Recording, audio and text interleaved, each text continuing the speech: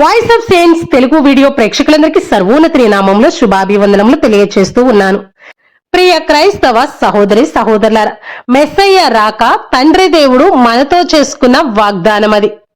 మెస్సయ్య రాక కొరకు ఎంతో మంది ఇజ్రాయేలు ప్రజలు ఎన్నో సంవత్సరాలు ఎదురు చూశారు. అయితే వారిలో ముఖ్యంగా కొంతమంది పుణ్యాత్ములు మాత్రమే, సిమియోను, స్థాపకుడకు యోహాను, అన్నా ప్రవక్తి, పరిశుద్ధ కన్యమరియమ్మ గారు, పునీత జోజప్ప గారు, మరి కొంతమంది సాధారణ ప్రజలు, శిశువులు మాత్రమే ఈ రక్షణ భాగ్యాన్ని చూడగలిగారు.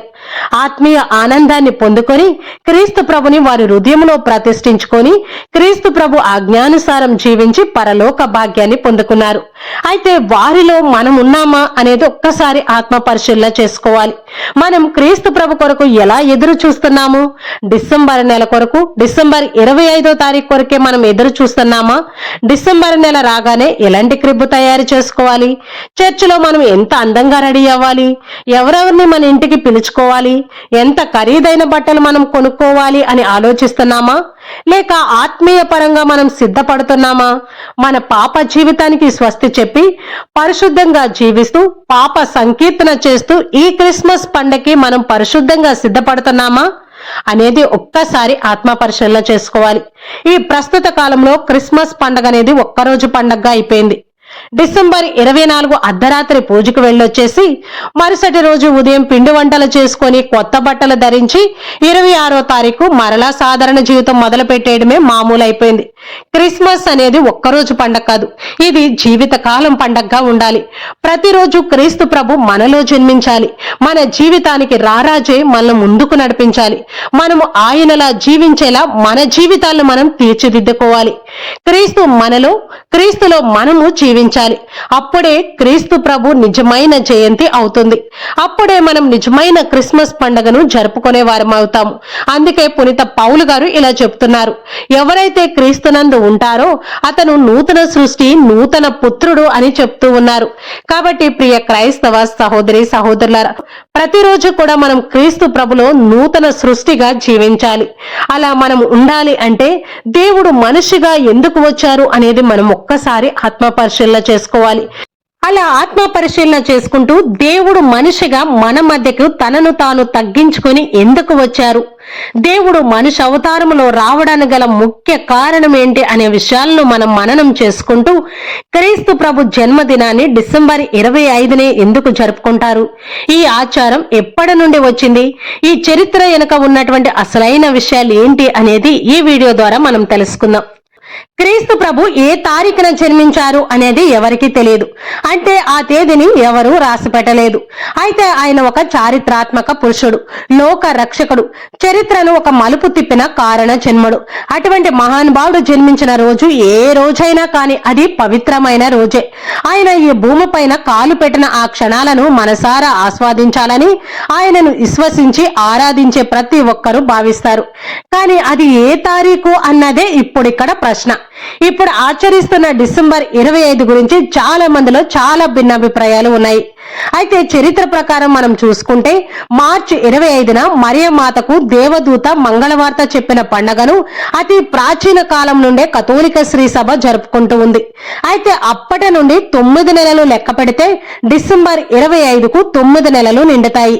దీన్ని బట్టి క్రీస్తు ప్రభు పుట్టిన రోజు డిసెంబర్ 25 అనుకొని దీనినే క్రీస్తు జయంతిగా నిర్ధారించినట్లు కొంతమంది చెప్తూ ఉన్నారు. అయితే ఈ వాదనలో చాలా మంది ఏకీభవించడం లేదు. అలాగే క్రీస్తు ప్రభు సాక్షాత్కార పండుగను జనవరి 6న జరుపుకునే ప్రాచీన సంప్రదాయం కూడా ఉంది. అదే రోజున క్రీస్తు ప్రభు జన్మదినాన్ని, క్రీస్తు ప్రభు బాప్తిజాన్ని రెండిటినీ జరుపుకుంటూ ఉండేవారు. అయితే క్రీస్తు ప్రభుకు జన్మదినం అంటూ ప్రత్యేకంగా ఒకటి ఉండాలని ఆ రోజు క్రైస్తవులు భావించారు. క్రీస్తు జయంతి డిసెంబర్ 25 అని చాలా మంది వారి యొక్క అభిప్రాయాన్ని తెలియజేశారు. అయితే రోమా ప్రజలు డిసెంబర్ మధ్య నుండి డిసెంబర్ చివరి వరకు కొన్ని పండుగలను జరుపుకునేవారు. ప్రతి సంవత్సరము నవంబర్, డిసెంబర్ నెలలో రోజులు చాలా తక్కువగా ఉండేవి. అది శీతాకాలం కావటంతో వాతావరణం అంతా మబ్బులుగా, చల్లగా, చీకటిగా అనిపించేది. దానితో రోజు చాలా తక్కువగా కూడా ఉండేది. దానితో ఉన్నట్టుండి భూమి క్షీణించిపోతుందేమని, ఆకాశం కింద పడిపోతుందేమో అని రోమా ప్రజలు భయపడుతూ ఉండేవారు. అలా వారు భయపడుతూ ఉండగా డిసెంబర్ చివరికి రాగానే సూర్యుడు మళ్ళా కనిపిస్తూ ఉండేవాడు. సూర్యుడి యొక్క వెలుతరికి భూమంతా కూడా వేడివేడిగా, వాతావరణం అనేది చక్కగా ఉండేది. దానితో ప్రకృతిలో సూర్యుని ఇంకా ఏ శక్తి జయించలేదని, సూర్యుడే నిజమైన అజేయుడని, సూర్యుడే దేవుడని సూర్యుడికి రోమా ప్రజలు కొన్ని పండగలు జరుపుతూ ఉండేవారు. అందులో ఒక పండగను సతుర్నీలియా అని పిలిచేవారు. ఇందులో సటర్న్ అనే దేవతను వారు ఆరాధించేవారు. ఈ దేవత వ్యవసాయ ఫలాలనిచ్చే దేవతగా వారు భావించేవారు. అలా వారు సూర్యుడికి పండగలు జరుపుతూ ఉండగా క్రీస్తు శకం 274లో రోమా చక్రవర్తి అయిన ఔలేరియస్ డిసెంబర్ 25న ఇంకొక పండగను ప్రవేశపెట్టాడు.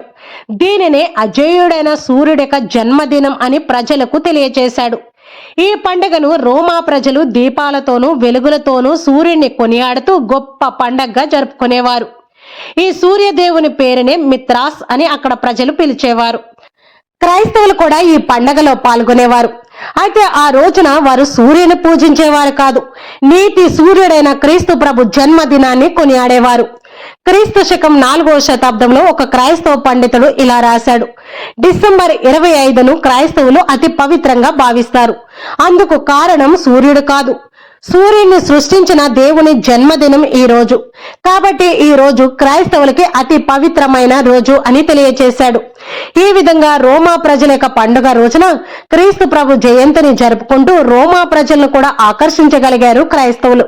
అప్పటి నుండి రోమా ప్రజలు కూడా డిసెంబర్ 25న క్రీస్తు ప్రభు జన్మదినాన్ని కొనియాడడం మొదలుపెట్టారు. ఇలా కాలక్రమేణా డిసెంబర్ 25 క్రైస్తవులకు క్రీస్తు ప్రభు జయంతిగా అధికారికంగా అమల్లోకి వచ్చింది. క్రీస్తు ప్రభే నిజమైన నీతి సూర్యుడు అని రోమా ప్రజలందరూ కూడా సమర్థించారు. నా ఎడల భయభక్తులు చూపు మీపై నా రక్షణను సూర్యుని వలె ఉదయించి బాను కిరణము వలె మీకు ఆరోగ్యము కొనివచ్చును. మీరు బీళ్లకు పోవు లేగల వలె గంతులు వేయుదురు అని మలాకి గ్రంథంలోని వాక్యము అక్కడ ప్రజల యొక్క అభిప్రాయాన్ని బలపరిచింది. డిసెంబర్ 25ను కాన్స్టెంట్ చక్రవర్తి క్రీస్తు శకం 312 అనగా కాన్స్టెంట్ చక్రవర్తి క్రైస్తవ మతం స్వీకరించడానికి ముందే క్రీస్తు జయంతిని జరుపుకుంటూ ఉండేవారు. ఆ తర్వాత కాన్స్టెంట్ చక్రవర్తి అధికారంలోకి వచ్చిన తర్వాత క్రైస్తవ మతం ఇంకాస్త బలపడింది. కాబట్టి డిసెంబర్ 25 క్రీస్తు ప్రభు జయంతి అని ప్రజలందరూ కూడా అధికారపూర్వకంగా క్రీస్తు శకం 18, 19 శతాబ్దంలో ఆమోదం తెలిపారు.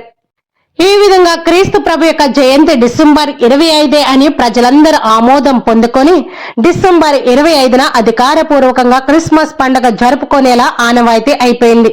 క్రిస్మస్ అనే పదం ఆంగ్ల పదమైన క్రైస్ట్ మాస్ అనే పదం నుండి వచ్చింది. దీనికి అర్థం క్రీస్తు పేరిట జరిగే సమావేశము లేదా ప్రార్థనా కూడిక అని అర్థము.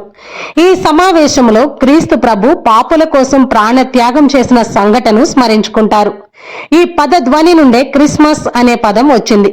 మొదట క్రిస్మస్ పండుగను సూర్యాస్తము నుండి సూర్యోదయం మధ్యలో జరుపుకునేవారు. ఇదే ఆచారంగా ఇప్పుడు కూడా అర్ధరాత్రి పూజగా మిడ్ నైట్ మాస్ జరుగుతూ ఉంది.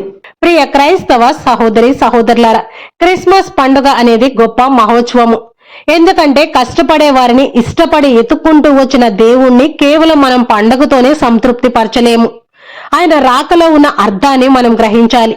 దేవుడు మానవుడిగా మన మధ్యకి ఎందుకు వచ్చారు అనే విషయాన్ని మనం మననం చేసుకోవాలి. తనను పోలిన మనిషి పేదవాడుగా ఉన్నప్పుడు తాను మాత్రం ఎందుకు పేదవాడుగా ఉండకూడదు అనుకొని దేవుడు పేదవాడిగా నిస్సహాయకుడుగా మన మధ్యకి వచ్చారు. కాబట్టి మన మధ్యకు వచ్చిన ఆ చిన్నారి బాలయేసును నిండు మనసుతో మనం స్వీకరించాలి. మారు మనసు పొంది మంచి పాప సంకీర్తనం చేసి ఆత్మీయంగా సిద్ధపడి ఈ క్రిస్మస్ పండుగని గొప్ప వేడుకలా జరుపుకుందాము.